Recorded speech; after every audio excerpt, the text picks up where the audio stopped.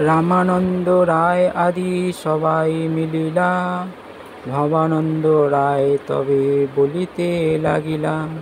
এইভাবে রামানন্দ রায় প্রমুখ পঞ্চপুত্র সহ ভবানন্দ রায় শ্রীচৈতন্য মহাপ্রভুর সঙ্গে মিলিত হলেন এবং ভবানন্দ রায় তাকে বলতে লাগলেন, তোমার কিঙ্কর এই সব মোর কুল, এ বিপদে রাখি প্রভু পুনঃ নীলামূল।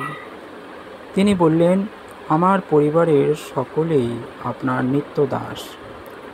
আপনি আমাদের মহাবিপদ থেকে উদ্ধার করলেন, তাই যথাযোগ্য মূল্য দিয়ে আপনি আমাদের সকলকে কিনে নিয়েছেন। ভক্ত বাৎসল্য এবে প্রকট করিলাম, পূর্বে যেন পঞ্চপাণ্ডবে বিপদে তাড়িলা। এইভাবে আপনি আপনার ভক্তবৎসল্য প্রকাশ করলেন, ঠিক যেমন পূর্বে আপনি পঞ্চপাণ্ডবদের মহাবিপদ থেকে উদ্ধার করেছিলেন। হরি বল। ঈশ্বর পরমকৃষ্ণ সচিদানন্দ বিগ্রহ অনাদিরাদি গোবিন্দ সর্বকারণ কারণম। আমরা কার পূজা করি? আমরা শ্রীকৃষ্ণের পূজা করি, যিনি সর্বকারণের কারণ। কেউ যদি তার জীবনের সকল কিছু আনন্দ, সুখ, স্বাচ্ছন্দ্য, পরম শান্তি পেতে চান, তাহলে শ্রীকৃষ্ণের পূজা করুন, শ্রীকৃষ্ণকে আরাধ্য দেবতা মানুন।